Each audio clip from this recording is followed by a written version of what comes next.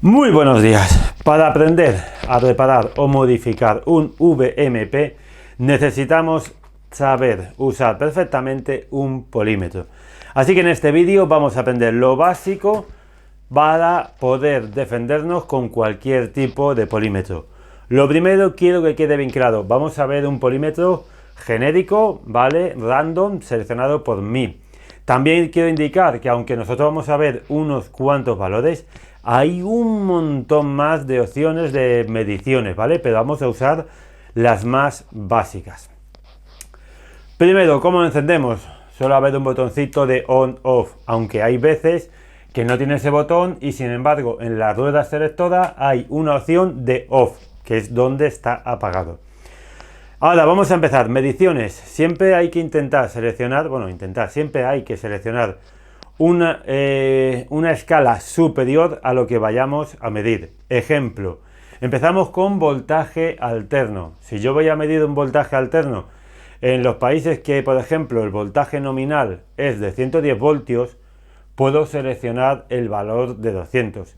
Pero sin embargo, por ejemplo, en Europa, que el voltaje nominal son 220 voltios alternos, si yo selecciono 200 se va a apagar. No quiere decir que vaya a explotar el BMS, el polímetro. Lo que quiere decir es que el polímetro al ponerlo me va a marcar 0 con una rayita o similar indicando no puedo medirlo porque te pasas. Entonces, en Europa 220 voltios, selecciono 600.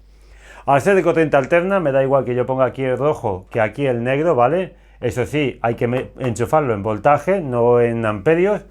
Entonces conectaríamos el común aquí y aquí el positivo, o al revés, es voltaje alterno, nos va a dar igual. Siguientes opciones, voltaje continuo. Seguimos con la misma norma, siempre hay que ponerlo en una escala superior a lo que vayamos a medir.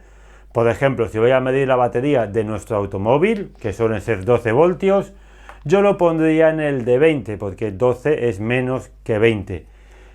El negativo en el común, el positivo en el que pone voltaje y lo mido. Si ya quiero medir, por ejemplo, una batería de un Xiaomi, que son 42 voltios de voltaje máximo, tengo que ir a 200, porque ya con el de 20 me paso.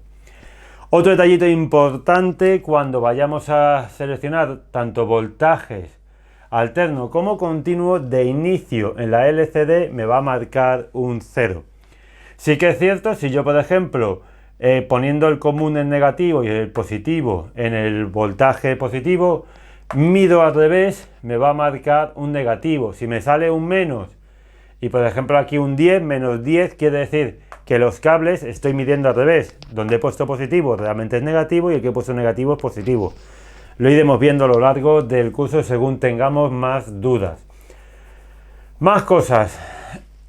Continuidad. Esto prácticamente va a ser lo que más vamos a usar para reparar, porque es lo que realmente importa. Comprobar si el cable tiene continuidad o para saber qué cable es cuál o lo que sea. Yo siempre aquí aconsejaría que nuestro polímetro tenga la opción del pitidito, ¿vale? Es una opción que tú coges, pues, pinchas en un cable y si tiene continuidad va a hacer pi, ¿vale? La otra opción que más vamos a usar es 20K. Como he dicho, hay otras opciones, pero yo creo que el 20K es el que más o menos va a estar en nuestro margen. Igual que he indicado antes, que directamente según ponemos en voltaje sale un 0, cuando lo pongamos a medir resistencia me va a salir aquí un 1, ¿vale?